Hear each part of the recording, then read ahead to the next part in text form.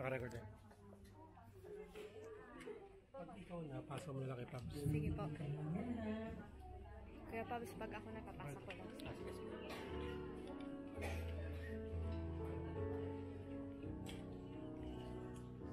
Amen.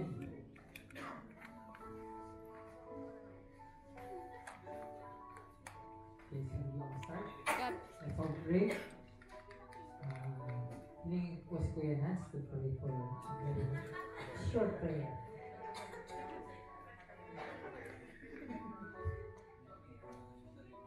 Okay, inanyayahan ko po lahat na magsitayo. Let us pray. Father God, we thank you for tonight. We thank you for the life of Nathan, Panginoon, ng Pinagalog sa family, Panginoon, ng Peña family, Panginoon. Father God, we pray for tonight, Panginoon, as we're going to dedicate Nathan, Panginoon, sa inyo, Lord God. We continue to bless his life, Panginoon, his family, Panginoon, sa mag-asawa ito, Panginoon. Lord God, whatever the desire of their heart, to Lord, may you answer, Panginoon, in your perfect time, Panginoon. Lord God, salamat po, Panginoon, and sa iyo po namin tinataas ang kapurihan at pasasalamat sa gabi ito. In Jesus' name we pray. Amen. Amen. Amen. So, ako po na pong bawat isa. Ako po na rin po sila. So, we are on here on our baby dedication for the first this 2020. Amen.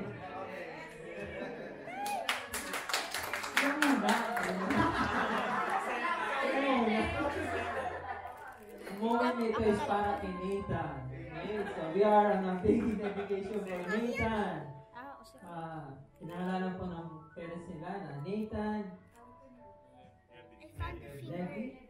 Levi, Bailon, Peña. Sanay na tayo na Nathan na. So yes, second name po, Levi.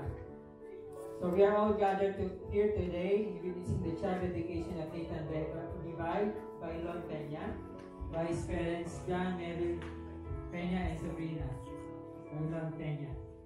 And I'm so glad that we are here today.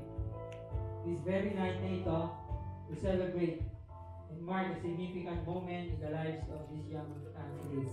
They were young po, very young. As we get started, let's look at second look. As an obvious question is, what is a baby dedication? Baby dedication is many examples po sa Bible. There are some classic examples like Hannah asking for a baby, and it was Samuel that God gave them.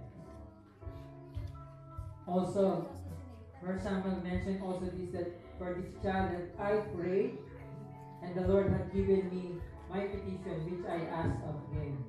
Therefore also I have lent him to the Lord, and as long as he lives, he shall be lent to the Lord. Amen. So when you ask for a baby, that baby is to be for the Lord, is to be served to the Lord. And also when you ask of Joseph and Mary brought the infant child to Jesus in the temple, following his circumcisions, at 8 days, they brought him to Jerusalem to present him to the Lord. So ang bata po ay dinadala sa ating Panginoon habang bata pa siya. Ephesians 6:4 says we are to bring our children up in the nurture and admonition of the Lord. So obvious po na ang bata po, like Nathan, the truth is marami pong biblical instructions when it comes to child dedication. So this little one ito, little boy, as bright as the obvious, aren't at the place yet. And the second dedication doesn't say po. It guarantees that heaven and even your child more likely to become a Christian. Someday, he will know and get to know the Lord Jesus personally po. Amen. To give your child to God is not a ceremony. It is a commitment. Commitment of the parents. And also for tonight, bilang mga godly parents po. Sino nga pala yung mga godly parents? Taas mo naman, godly parents. O, ba't pa? Dito kayo sa harap. Yung mga sa likod, dito kayo sa harap.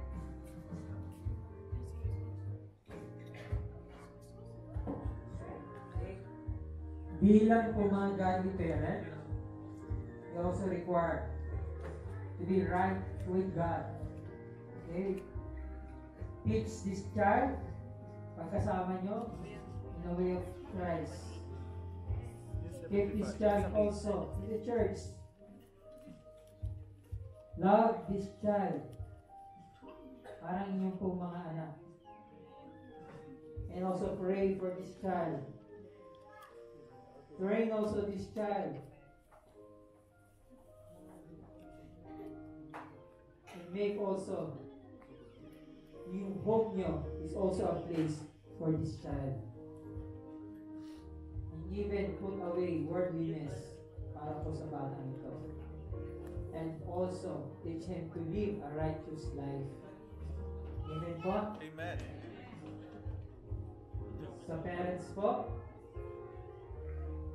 in the sight of God and in the presence of these witnesses, we will have your agbingan na pala, Kuya, na microphone.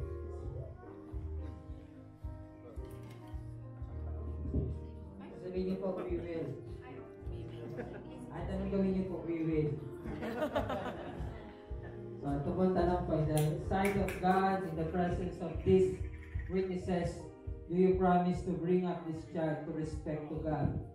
Your answer is? Amen. Do you promise today to pursuing the Lord your God with all your mind, soul, and self as an example before your child? Your answer is? Do you promise to be intentionally introducing your child to Jesus, teaching them to trust and follow Him? Your answer? Amen. Pasalapakan niyo naman.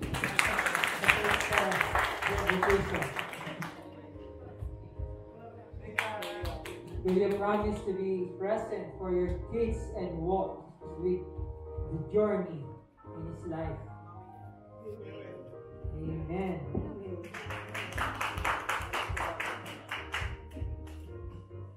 Now, the godly parents, taas mong kamay. Okay, all together you will answer, we do, we do. Tayo, And tayo. directions now. By coming forward before God, His people, do you hereby declare your desire to help these parents to fulfill their vows they have just made by becoming, all of you, child's God's parent? The answer is? We do. Amen. Amen po. Sa mga friends po dito who are not part of the dedication po, but you are here, family and friends. Meron po ba rito? Family and friends? Ang answer po naman nyo is we will. Okay? So if you are family and friends tonight, will you promise to pray for and influence these children acting as role models and guides, helping them to lead godly lives? Amen. Will you also support and honor their parents as they raise them? I will. And as Life Church, all together po tayo, we will. Let's answer din po natin. On behalf of Life Church, we promise that we will also support and partner with you as you seek to bring this child up in Christ. We will. Amen, Life Church.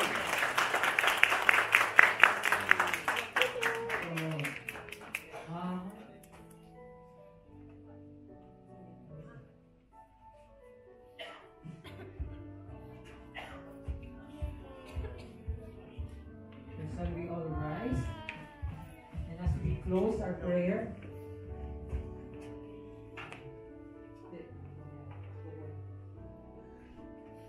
Father in heaven, we come before you with all of the family, friends, church members, to be part of making this new family to be strong, to be intact, to be able to help in times of needs, and lastly, to set a good example of believers in this new generation. Lead them as parents to believe in you. By your grace, he will be saved by your saving grace. Amen po. Today po, hallelujah.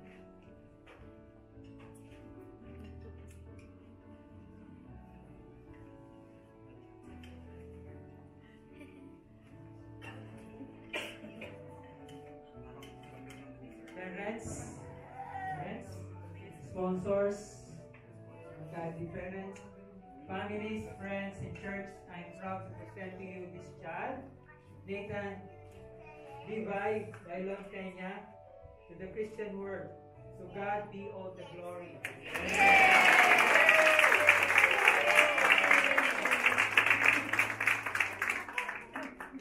Congratulate po yung parents.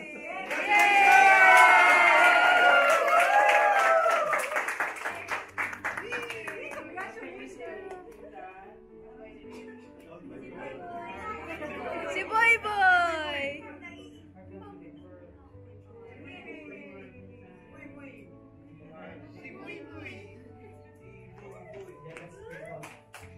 Panginoon, kami po ay lumalapit muli as we end, Panginoon, aming pong gawain, Panginoon. Tonight, Lord, will not be the night, Panginoon, without you, Panginoon. And Lord, we put you in the picture that, Lord, you are the God of this child, Panginoon. You have a special, Panginoon, connection with this child. And salamat po, Panginoon, for bringing him up in this world, Panginoon. That during this time of difficulties ng buhay ng bawat isa, lalo na po sa kanyang parents, Panginoon, you will make this child, Panginoon, make their parents smile, Panginoon, and to love him more and more, Panginoon. And salamat po, Panginoon, for making this child stronger, Panginoon, all throughout the years, Panginoon. Salamat, Panginoon. Their parents will be setting a example, Panginoon, for you, Panginoon. Hindi po nila kayo iiwan ito babayaan, Panginoon. Kayo ang aming Diyos, Panginoon. As your promise, Panginoon. Lagi po, Panginoon. Lalo na po ang bata nito, Lord. Hindi niyo po pagkukulangin, Panginoon. Amen. Salamat po, Panginoon. In Jesus' name we all pray.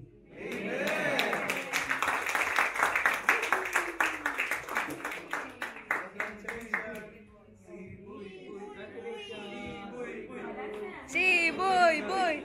Si Boy Boy! Habang po nagpipicture, yung po mga ninong at ninang ay mag-sign po kayo.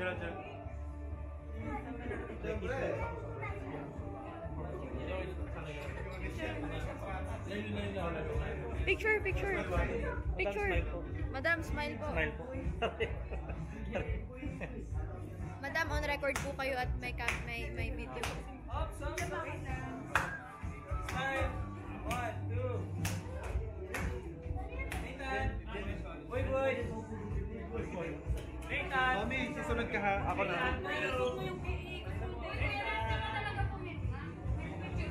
Hindi ako kasama.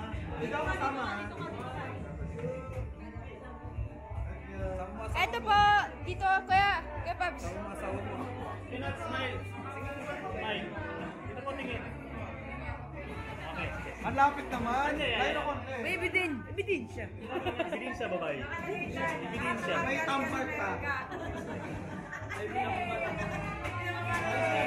Bagal mo! Mga ninong at ninang, please sign here. Oh, Betel. Betel, smile.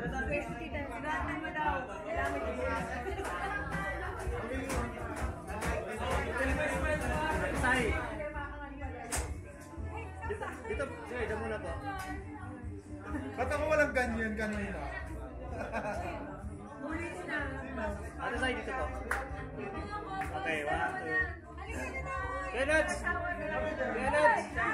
Tapos na! Nag-sign na siya. Okay, 1, 2. One more, 1, 2. Okay. Next! Uy, kayo nagpapag...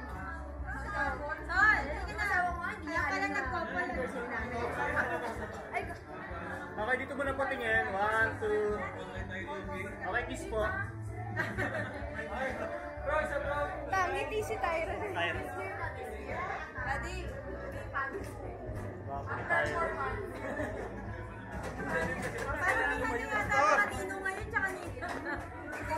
Susunod kong anak sa daan. Dito lang. Okay, okay, smile. 1, 2. Okay, kiss. 1, 2.